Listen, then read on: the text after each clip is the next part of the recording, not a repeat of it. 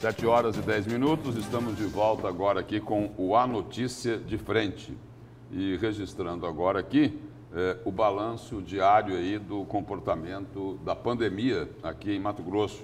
A Secretaria de Saúde notificou até a tarde desta segunda-feira, o quadro está aí, ó, passamos dos 200 mil casos confirmados da Covid em Mato Grosso, né? Já passamos também das 4.800 mortes, são 4.815 mortes em decorrência do coronavírus. Nas últimas 24 horas, foram 1.128 novas confirmações. E aí é aquela informação de sempre, né? Dos casos confirmados da Covid-19, 8.279 estão em isolamento domiciliar, e mais de 185 mil estão recuperados. E uma outra informação, né? Aliás, mais duas, né? Que são extremamente preocupantes. Lá embaixo, né? Na parte inferior direita, lá dessa tabela aí da Secretaria de Saúde, mais de 70% é o índice aí da taxa de ocupação das UTIs. Esse é preocupante. Esse é preocupante. E nas últimas 24 horas, me confirma aí, tá, Verônica? Me parece que foram 22 mortes, né? 22 mortes aí de pessoas que contraíram o vírus aqui em Mato Grosso. Esse é aquele negócio que você falou ontem, né, Lúcio? Por exemplo, ontem foram 9, né? De ontem para anteontem. Que era o final de semana. E agora, como já estamos aí numa terça-feira, quer dizer, a tendência sempre é essa de que na terça, quarta-feira, né? Os números já vêm de forma acumulada. Em função aí do final de semana, né? Onde em escala aí de plantão, o número de casos é menor, né? E aí esse balanço, ele parece, né? Na segunda-feira, mais positivo, né? E aí, em função aí desse aumento, que o Estado, a gente falou aqui um pouco antes aqui, o Estado decretou aí, né? Tem um decreto aí do governador, que será publicado hoje. Foi o que a Nayana Bricá falou logo no início aqui do programa, da Notícia de Frente de hoje. Decreto proíbe festas, está aqui no Gazeta Digital. Decreto proíbe festas com mais de 100 convidados em Mato Grosso. O governador decretou aí essas medidas, proibindo a realização de festas e eventos com lotação superior a 100 pessoas. A decisão se aplica a bares, clubes noturnos e eventos privados e fica em vigor aí pelos próximos 45 dias, né? Olha aqui, o que está no documento divulgado pelo Estado. Abre aspas. Os prefeitos municipais deverão obrigatoriamente adotar as medidas estabelecidas neste decreto ou outras mais restritivas, sob pena de responder pelas eventuais consequências de seus atos. Teve até uma declaração do prefeito Emanuel Pinheiro falando sobre isso, né? E parece que foi sobre isso. Falou, olha, eu não vou fazer decreto para marmanjo, né? Teve uma expressão, não é isso? Foi essa Ou expressão. Seja, não se entendem lá na aplicação da primeira dose da vacina, não se entendem aqui nas medidas restritivas, não é isso? Quer dizer, e aí é o seguinte, o que as pessoas se perguntam é o seguinte, o prefeito tem que seguir o decreto do governo? Bom, o decreto aqui estabelece isso, né? Agora, se vai seguir ou não pergunta que fica história. É uma outra governador, o senhor vai acionar o prefeito Emanuel na justiça se ele não cumprir, como disse que não vai cumprir? O senhor que eu falo, a PGE, não é? Vai acionar porque já existe um descumprimento anunciado aí, né, do prefeito de Cuiabá.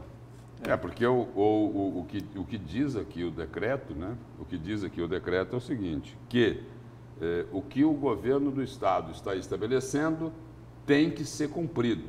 E o seguinte, e aí coloca o seguinte, mas se a prefeitura, só aquela prefeitura, quiser decretar medidas mais restritivas, isso não tem problema, não é isso? É bem isso mesmo. Isso não Nunca tem... menos não tem problema. Bom, Agora tem algo aí que tem problema, não tem? Professor Haroldo Arruda. Lá vem, né? Lá vem. O seu destaque é sobre a garantia da democracia. Você tem certeza pelas disso? Forças Armadas, é isso? Agora é você. Tem certeza disso? Agora é você. O povo está esperando lá. Não quer mudar? Não quer mudar? Turma, vamos mudar de assunto, vamos falar de outras coisas. Para mudar, se você quiser. Mais uma vez, um tema polêmico, né? Mas eu vou pedir para a nossa voz celestial, né, Verônica Raquel, para que coloque para nós antes a fala do presidente com relação à democracia, Forças Armadas, tá bom? E após a fala dele eu teço o meu comentário. Vamos ver. Mas o pessoal parece que não enxerga o que o povo passa, para onde quer levar o Brasil, para o socialismo. Por que sucatearam as Forças Armadas ao longo de 20 anos? Que nós, militares, somos o último obstáculo para o socialismo. Quem decide se um povo vai viver na democracia ou na ditadura são as suas Forças Armadas. Não tem ditadura onde as Forças Armadas não apoiam. O Brasil, temos liberdade ainda. Se nós não reconhecemos o valor desses homens e mulheres que estão lá, tudo pode mudar. Imagine o Haddad no meu lugar. Pois bem, aí eu lhe pergunto, que tipo de fator positivo cria um discurso como esse, num momento como esse, em que o foco é vacina, o foco é integração nacional, o foco é combate à Covid-19. Quanto mais a sociedade brasileira estiver unida neste combate à Covid-19, melhor, para que nós possamos ter eficiência, né, nas ações, união de governos, união de prefeituras, união de autoridades, união de poderes, tudo em nome da vida, né? Um discurso como esse não traz absolutamente nada, pelo contrário, só instiga a desordem, só instiga a opinião pública, né, de certa forma, a entrar numa seara completamente desnecessária de fissão, vamos dizer, né? De fissura, de rachadura, de divisão, de separação. É um discurso separatista que leva, sobretudo, né, a aumentar cada vez mais essa coisa dividida que está em nosso país, que infelizmente ainda não se configurou como algo uno, né, que deveria acontecer logo após a posse do presidente Jair Bolsonaro. Então ele é completamente fora de contexto uma fala como essa, né? Democracia não se mistura com Forças Armadas. As Forças Armadas estão aí para defender a soberania, defender a pátria, defender o cidadão, né? O que, de certa forma, dá força à democracia é a Constituição brasileira, né? E quando ele tece esse tipo de comentário, ele simplesmente instiga, sobretudo, a opinião pública e principalmente a oposição. E aí, o que parece assim, parece que aquela ideia que eu falei logo no começo, né, que meu avô dizia, você fala demais, né, vai acabar dando bom dia, quem fala demais dá bom dia para cavalo. É bem isso, né? Você acaba tecendo um comentário completamente desnecessário e alimentando, sobretudo, a oposição. E aí foi uma avalanche, né, de comentários, de reflexão sobre esta fala do presidente. E, imediatamente, o governador de São Paulo, Dória, já disse, cala-te, para de falar, você só fala bobagem, rapaz, entendeu? Era tudo o que ele queria, exatamente é ter chance, ter espaço para poder ganhar espaço nas costas de um presidente da República, Jair Bolsonaro. A oposição faz a mesma coisa, uma fila de deputados ganhando holofote em nome exatamente, por conta exatamente desta fala, sem sentido. Ela é sem sentido e propriamente fora de contexto, absolutamente fora de contexto em um momento como esse, né? Então, o que me deixa bastante triste com relação ao governo Bolsonaro não são as ações de governo, né, com relação à economia, com relação à saúde, nada disso, absolutamente nada disso, né? O que me deixa bastante desconfortável é essa coisa desnecessária de falta de cérebro, falta de almofada no peito, para poder amortecer as críticas, né? Pensar e desvelar uma opinião que seja justa, que seja equilibrada, que seja ponderada, que se tenha, sobretudo, bom senso, né? Mas isso não acontece. Ele não tem o nosso presidente, infelizmente, não tem essa paciência, né? Chega ao ponto de ser chucro demais, falta preparo, tá entendendo? ele atropela exatamente o raciocínio por conta de não conseguir ter o equilíbrio necessário para um chefe de Estado. Ele não é mal intencionado, como quer pregar boa parte da oposição, né? Ele não é mal intencionado, está enfrentando um sistema difícil, né? Em que você tem boa parte da imprensa também fazendo o jogo do contrário, a gente sabe que isso existe, mas sempre existiu, né? Mas ele não tem e não sabe, está mal assessorado e não consegue lidar com essa situação. E ele está cavando o seu próprio impeachment. Por quê? Porque você tem hoje, cada vez mais ganhando força no Congresso Nacional, exatamente esse pedido de impeachment sendo alimentado por ele mesmo. Por ele mesmo.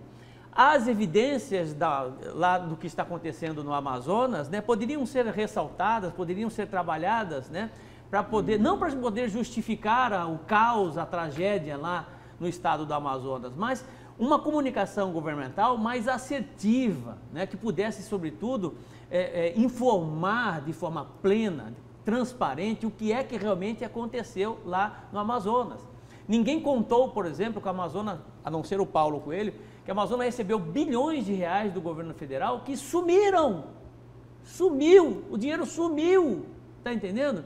E você não vê, de certa forma, um trabalho do governo nesse sentido. Ele não consegue ter governabilidade nem com o Congresso, tá? E nem com a imprensa. Não sei se você está me entendendo, né? Não consegue manter boas relações para que pudesse realmente dar fala àquilo que fosse de interesse do governo. Aí, quando o governo se comunica mal, consequentemente, ele acaba prejudicando outras áreas, como a área da saúde, a área da economia e por aí vai. Então, é lamentável, uma hora o presidente fala que o país está quebrado, na verdade não está, aí ele corrige, está entendendo? Quer dizer, se a Dilma era atrapalhada na língua portuguesa e não tinha de forma alguma, nenhuma construção lógica, ela não conseguia e nunca conseguiu concatenar ideias, colocar as ideias em ordem para ter um sentido lógico, isso é fato, a Dilma tem isso, tem essa grande dificuldade. Nós temos um presidente que ele não tem filtro, não tem medida e acaba dando bom dia a cavalo, até para cavalo, né? Porque fala demais e de forma desnecessária. Eu acredito que, infelizmente, o presidente Jair Bolsonaro está provocando o seu próprio impeachment, que ganha força cada vez mais no Congresso Nacional. Eu já vi bom dia coelho, mas bom dia cavalo. Eu só queria fazer um adendo de 1 minuto, Lúcio, se você me permite. Eu vou dizer o seguinte, esse contexto aí que o Bolsonaro colocou em relação ao desmantelamento que tem sofrido aí as Forças Armadas ao longo dos anos, né? E que no momento que nós estamos de esticar a corda, onde há o povo colocando em risco, as liberdades sendo tolhidas, e essa moça aqui, a Constituição sendo desrespeitada. Aliás, as Forças Armadas estão contidas aqui no artigo 42 da Constituição, né? Aquela coisa, por ser o poder moderador, ela pode ser acionada. Se não fosse legal, ela não estaria aqui, não é? Eu não estou aqui incitando as Forças Armadas que elas têm que entrar. Não, estou dizendo que ela está contida aqui. No caso extremo, ela pode chegar lá para manter a ordem e ser colocada em prática. Esse negócio de impeachment também, se ele incitou isso, a desobediência, o atropelo, aí sim fala assim impeachment, mas tudo que o Bolsonaro disser vai ser incendiário, porque ele vai trazer à tona aí situações de polêmica, não é? Em relação ao preparo, não sei. Outro dia, algumas vezes aqui, o professor Haroldo, para encerrá-los, falava aqui, né, que o presidente da República tem que dar exemplo, né? Não foi isso, professor? Foi. Eu acho que as pessoas... E aí eu fico pensando, se eu fosse seguir exemplo de presidente, hoje eu era pinguço, eu era ladrão, eu era ex-presidiário, inclusive, nos dias de hoje. Então, exemplos a gente dá na gestão. Pega a gestão no Bolsonaro e pega o que ele fala. O que ele fala é uma coisa, ele fala muita coisa, muita bobagem, mas pega o governo dele, pega a infraestrutura, pega a situação aí da economia. Então, a aprovação, inclusive, está sendo mostrada nos números feitos, inclusive o último agora, por uma revista importante de cunho nacional. Aí. E os porta-vozes, né?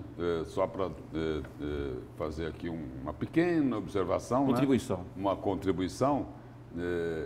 Os representantes, né, porta-vozes graduados das Forças Armadas já disseram em alto e bom som que não querem a política dentro dos quartéis e nem os quartéis dentro da política, mandando recado para alguns representantes das Forças Armadas que fazem parte do governo. Não é isso? Agora, misturar, agora é complicado, né? Misturar democracia com Forças Armadas. Com Forças Armadas, porque é o seguinte, a intenção do presidente pode ter sido a melhor do mundo, né? Mas causa dúvida. E toda vez que causa dúvida, causa um problema muito grande. Causa dúvida. E os militares eles já falaram, olha, nossa função é outra. Exatamente. O general da reserva. Outra, a nossa missão é outra. O general da reserva, Carlos Alberto dos Santos Cruz, só faltou ele dizer o seguinte, olha, estou morrendo de vergonha alheia. Só faltou ele dizer isso, entendeu? Por conta da fala do presidente da República, Jair Bolsonaro, né? Porque... Mas de repente isso daí é só para desviar da vacina, não sei. Né?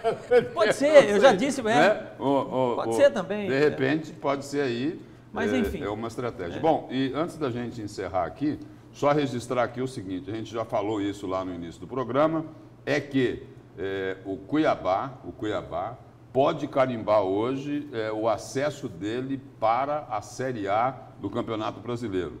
Faltam aí 3 rodadas para a final do Série B do campeonato e o Cuiabá tem uma partida fundamental, importantíssima para as pretensões do time, né?